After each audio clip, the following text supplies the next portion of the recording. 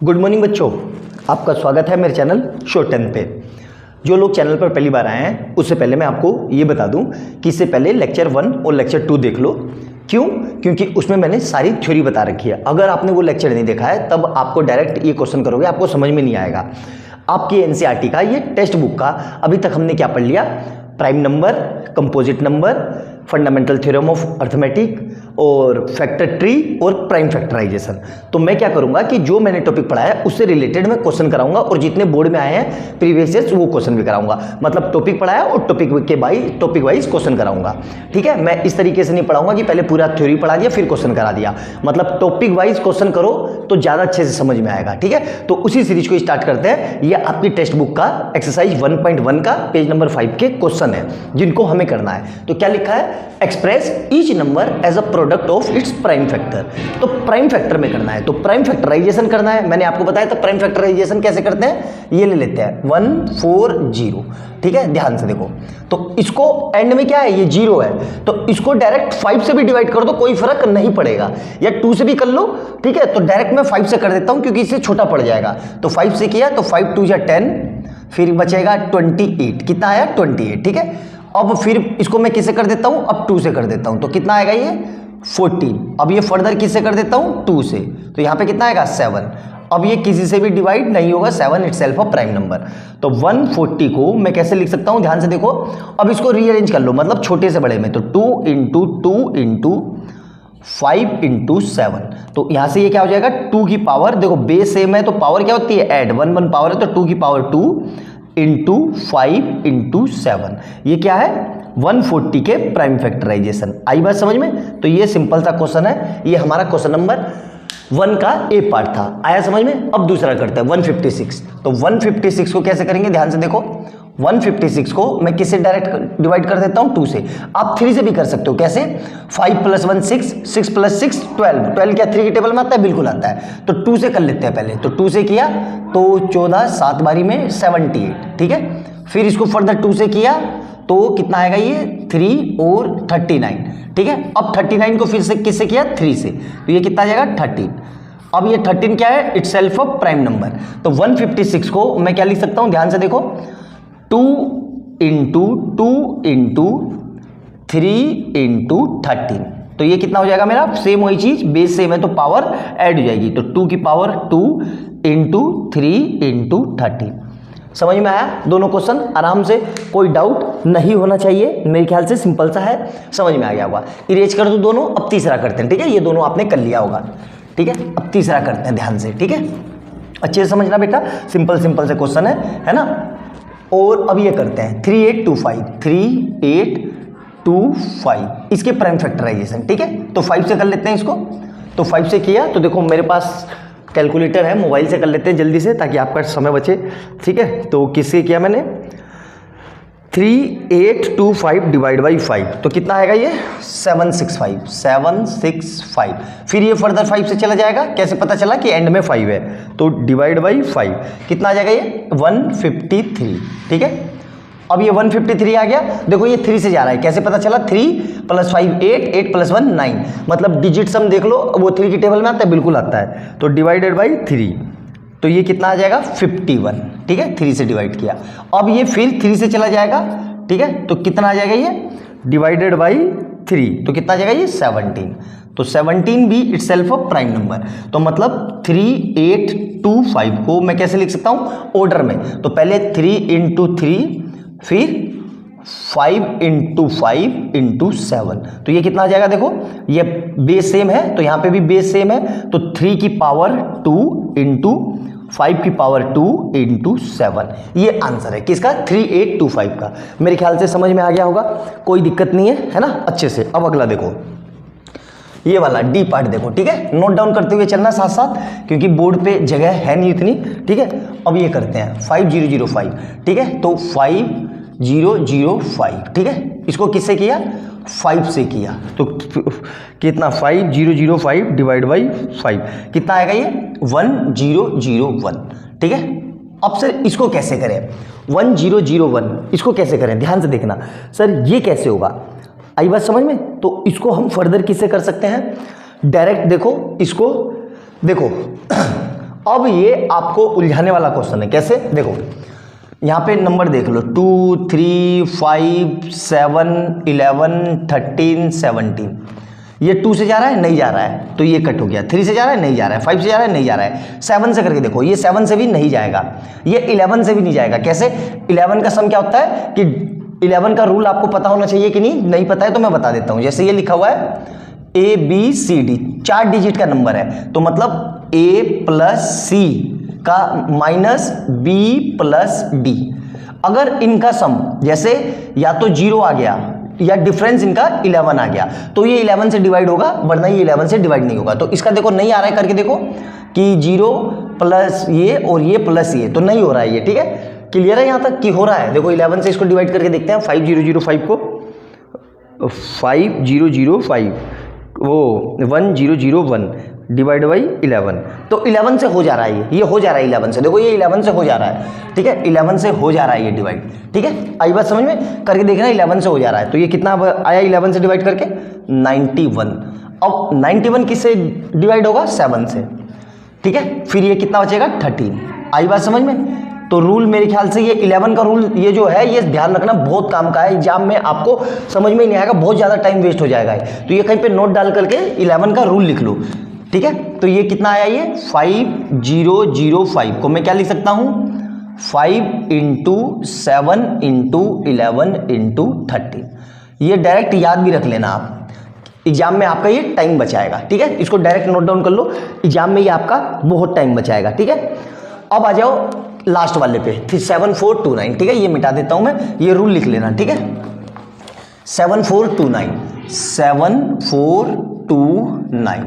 ठीक है, अब देखो ध्यान से, डिजिट सम करके देख लो। डिजिट सम कितना आ रहा है? 9 और 6, तो ये 3 से नहीं होगा, 3 से भी नहीं होगा, 5 से भी नहीं होगा, तो किससे होगा ये? इसको हम करके देखते हैं डायरेक्ट। ये देखो, ये बहुत अच्छा क्वेश्चन है सर, इसको कैसे करेंगे? ध्यान से देखो, 2 3 5 7 11 13 17 19। देखो ये 2 से नहीं होगा, तुरंत सोचना है। 3 से भी ये नहीं होगा, ये 5 से भी नहीं होगा। 7 से कर लेते हैं, तो ये 7 से भी नहीं होगा, ये 11 से भी नहीं होगा। 11 का रूल अभी बताया था, अप्लाई करके देखना, 11 से भी नहीं होगा। ये 13 से भी नहीं होगा, ये डायरेक्ट 17 से होगा। ठीक है, ये डायरेक्ट 17 से डिवाइड होगा, याद रखना। डायरेक्ट एग्जाम में ये आपको करके देखना है। तो क्या लिखा मैंने? 7429 डिवाइड बाई 17, कितना आया? 437। सर अब 437 किससे होगा? इसमें भी सेम यही रूल अप्लाई करना है। तो ये डायरेक्ट डिवाइड होगा 19 से। किससे डिवाइड होगा ये? 19 से। तो ये कितना आ जाएगा? 23। और 23 इटसेल्फ ऑफ प्राइम नंबर। तो हमारे पास 7429 के प्राइम फैक्टराइजेशन क्या आ गए? 17 इंटू 19 इंटू 13। तो ध्यान रखना ये भी, ये देखो डिजिट याद रख लेना। क्यों? आपको इससे बहुत फायदा मिलेगा। क्या फायदा मिलेगा? सबसे पहले कि एग्जाम में आपका टाइम बचेगा। अगर आपको ये डिजिट याद होगी तो आप तुरंत लिख लोगे। देखो 2-4 चीज तो याद रख ही सकते हो ना यार, ये तुरंत आप कर लोगे, आपका टाइम बचेगा। वरना एग्जाम में उलझाने वाले क्वेश्चन है, ये बहुत टाइम वेस्ट हो जाएंगे आपके। आई बात समझ में? तो प्राइम फैक्टराइजेशन के ये आपकी टेक्स्ट बुक में 5 क्वेश्चन थे, मैंने अच्छे से समझा के आपको करवा दिया। ठीक है, अब इसमें कुछ एक्स्ट्रा क्वेश्चन करते हैं हम। एक्स्ट्रा क्वेश्चन मतलब जो बोर्ड में आए हुए हैं। ठीक है, तो ये मिटा देता हूं मैं। ठीक है, मैं आपको क्वेश्चन भी करवाते हुए चलता हूं साथ में, क्वेश्चन आपको समझ में आ गया होगा। ठीक है, तो लिख देते हैं यहाँ पे, वीडियो रोक देता हूं थोड़ी देर के लिए। देखो अब ये क्वेश्चन किस पे बेस है? प्राइम फैक्टराइजेशन पे। चाहो तो अंडरलाइन भी कर लो, बहुत जबरदस्त क्वेश्चन है। ठीक है, प्राइम फैक्टराइजेशन पे बेस क्वेश्चन है। कैसे करेंगे? 2014 में 2 नंबर का आया था, बहुत सिंपल सा क्वेश्चन है। ये कह रहा है कि इसका जो प्राइम फैक्टराइजेशन है उसको इस फॉर्म में लिख सकते हैं। ठीक है, मतलब इसका प्राइम फैक्टराइजेशन इस फॉर्म में लिख सकते हैं। तो मुझे बताना है P एंड Q की वैल्यू। तो कैसे करेंगे? सिंपल सा क्वेश्चन है, ध्यान से समझना। मैक्सिमम बच्चे इसको भी गलत कर देते हैं। क्या लिखेंगे? पहले इसकी प्राइम फैक्टराइजेशन कर लेते हैं, 2520। ठीक है, ध्यान से देखना। तो डायरेक्ट इसको मैंने 2 से कर दिया, तो मैं कैलकुलेटर ले लेता हूँ ताकि समय ज़्यादा वेस्ट ना हो और तेजी से हम कर लें। ठीक है, तो 2520 डिवाइड बाई 2, तो कितना आएगा ये? 1260। ठीक है, फिर इसको डिवाइड कर देंगे फर्दर, डिवाइड बाई 2, तो कितना आएगा ये? 630। फिर इसको फर्दर डिवाइड कर देंगे 2 से, तो डिवाइड बाई 2 तो कितना आ जाएगा 315, ठीक है। ये 2 से गया, ये 2 से गया। अब देखो 315 आया, ठीक है। तो इसको या तो 5 से कर लो या 3 से कर लो। 3 से क्यों होगा, डिजिट सम 9 आ रहा है, बिल्कुल 3 की टेबल में आता है, या 5 से भी कर लो, तो कोई फर्क नहीं पड़ रहा है। तो डायरेक्ट मैं इसको 5 से कर देता हूं ताकि आसान हो जाए। तो मैंने इसको 5 से किया तो ये कितना आ गया 63। अब 63 किससे जाएगा भाई 3 से जाएगा ये, ठीक है। तो 63 किससे जाएगा 3 से, कितना आएगा 21। अब 21 फर्दर किससे जाएगा 3 से, तो यहाँ कितना जाएगा 7, और यहाँ पे भी ये 7, तो ये कितना गया 1। तो मतलब मैं 2520 को 2520 को कैसे लिख सकता हूँ, ध्यान से देखो, 2 इंटू 2 इंटू 2 इंटू ऑर्डर में 3 इंटू 3 इंटू 5 इंटू 7। तो यहां से क्या लिख सकता हूं मैं इसको, 2 की पावर 3 इंटू 3 की पावर 2 इंटू 5 इंटू 7, ठीक है। ये क्या आ गया 2520 के प्राइम फैक्टराइजेशन। अब वो ये कह रहा है कि यही प्राइम फैक्टराइजेशन ये वाला इसके इक्वल है, मतलब इस प्राइम फैक्टराइजेशन को मैं ऐसे लिख सकता हूं। तो मुझे वैल्यू तो कुछ नहीं करना है, इसके साथ इसकी कंपैरिजन कर दो। तो कैसे कंपैरिजन करेंगे, देखो ध्यान से, 2 की पावर 3 इंटू 3 की power 2 into 5 into 7 is equal to, ये लिख लो 2 की पावर 3 इंटू 3 की power p into q into 7। अब देखो ध्यान से कंपैरिजन कैसे करेंगे, ध्यान से देखना, बहुत सिंपल क्वेश्चन है। देखो यहाँ पे 3 है, यहाँ पे 3 है, बिल्कुल है, यहाँ पे 3 है, यहाँ पे 3 है। यहाँ पे अगर 2 लिखा है तो यहाँ पे p की जगह कितना लिखा है p, तो यहाँ पे कितना आ जाएगा, डायरेक्ट आंसर पता चल गया कि भाई p इक्वल टू कितना है मेरा 2। ये समझ में आ गया। अब सिमिलरली देखो q, अब देखो q तो यहाँ पे भी 7 है, यहाँ पे भी 7 है, तो यहाँ पे q है तो यहाँ पे कितना है 5, मतलब q की जगह कितना आ रहा है, यहाँ देखो ध्यान से, यहाँ देखो, तो q की जगह कितना आ रहा है, क्योंकि बाकी सारे डाटा सेम है, तो q इक्वल टू कितना आ जाएगा, q इक्वल टू 5। तो ये क्वेश्चन है, इसका इतना जबरदस्त क्वेश्चन है ना, ये बहुत प्यारा क्वेश्चन है। तो मेरे ख्याल से सिंपल तरीके से जैसे मैंने करवाया आपको समझ में आ गया होगा। बहुत सिंपल सा क्वेश्चन है, अच्छे से समझना। कोई डाउट हो तो मेरे से कमेंट सेक्शन में जरूर पूछ लेना, मैं जरूर बताऊंगा। इसको नोट डाउन करो, तब तक अगला क्वेश्चन करते हैं, वीडियो को पॉज करके नोट डाउन कर लो इसको। क्वेश्चन नंबर नेक्स्ट देखो कि हमें बताना है कि क्या लिखा है मैंने, question based on composite number, कि क्यों ये नंबर कंपोजिट नंबर है, ठीक है। तो अब मैंने आपको डेफिनेशन बताई थी पिछले लेक्चर में कि कंपोजिट नंबर क्या होता है, जिनके 2 से ज्यादा फैक्टर होते हैं। मैटर नहीं करता कि सर कितने होते हैं, कंडीशन क्या है 2 से ज्यादा फैक्टर, ठीक है, मोर देन 2। तो वही हमें चेक करना है कि भाई ये कंपोजिट नंबर क्यों है। तो देखो ध्यान से, तो इसके मैं टुकड़े कर देता हूं किसी तरीके से, और टुकड़े करके बोल देता हूं कि भाई इसके इतने फैक्टर हैं तो इसलिए ये कंपोजिट नंबर है। तो देखो ध्यान से कैसे करेंगे, तो 7 इंटू 11 इंटू 13 प्लस 13, ठीक है। सबसे पहले इस क्वेश्चन में हमें यह देखना है क्या कि इस पूरे में से कुछ कॉमन आ रहा है, बिल्कुल आ रहा है। क्या कॉमन आ रहा है, 13 कॉमन आ रहा है, तो 13 को मैंने बाहर निकाल दिया। यहां क्या बचा देखो, 7 इंटू 11 इंटू 1 प्लस कितना बचेगा 1, तो यहां से कितना आ जाएगा, ये 13 ऐसे ही रहा। अब यहाँ पे बोर्ड मास, ये नहीं कि पहले 1 + 1 ऐड कर दिया फिर 2 की मल्टीप्लाई कर दी, नहीं, बोर्ड मास लगेगा यहाँ पे भी मैक्सिमम बच्चे गलती करते हैं, ठीक है, board mass.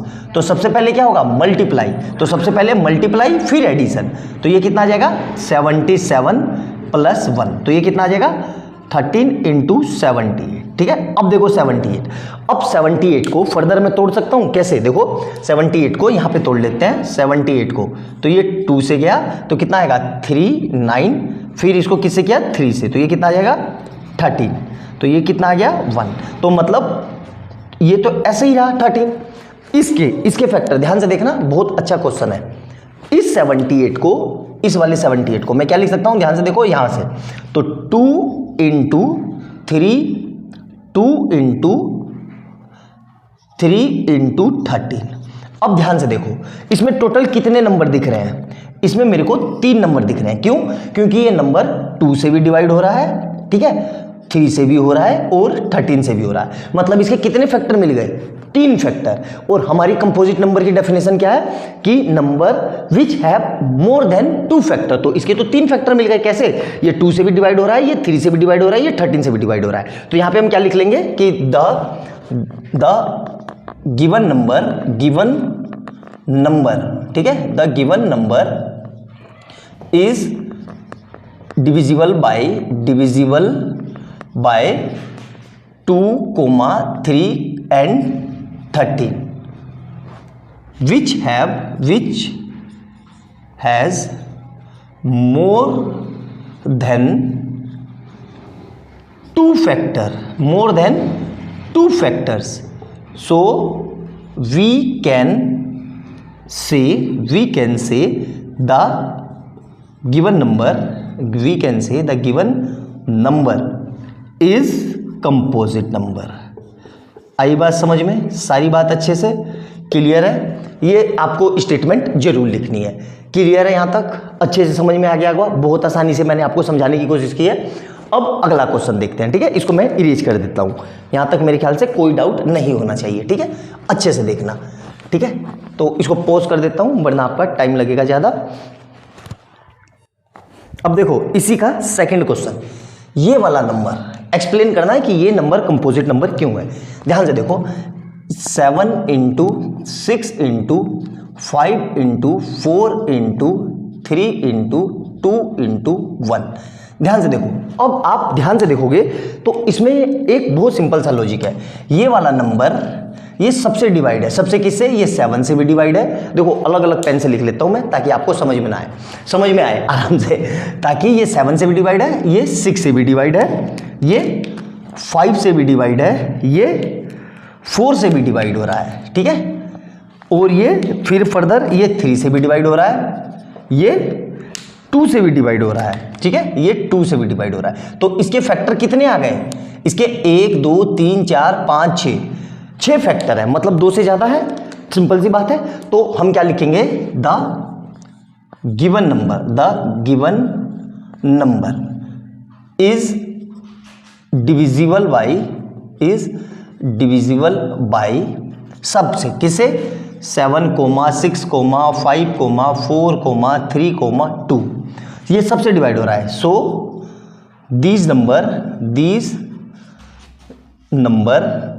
these number have more than, थोड़ी मेरी इंग्लिश ग्रामर गलत हो जाए तो यार एडजस्ट कर लेना, मैथ का टीचर हूं, इंग्लिश का नहीं, ठीक है? Have more than two factors, ठीक है? और यहां पे क्या लिख लेंगे? According to definition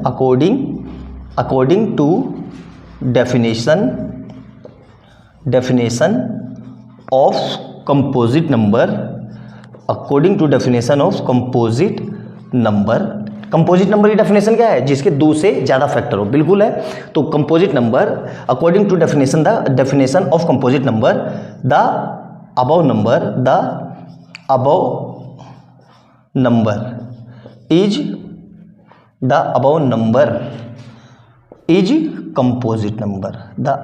is composite number. Clear है यहाँ तक?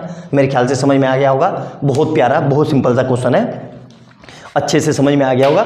नोट डाउन कर लो, फिर आपकी टेक्स्ट बुक का एक क्वेश्चन कराता हूं मैं, इसको नोट डाउन कर लो।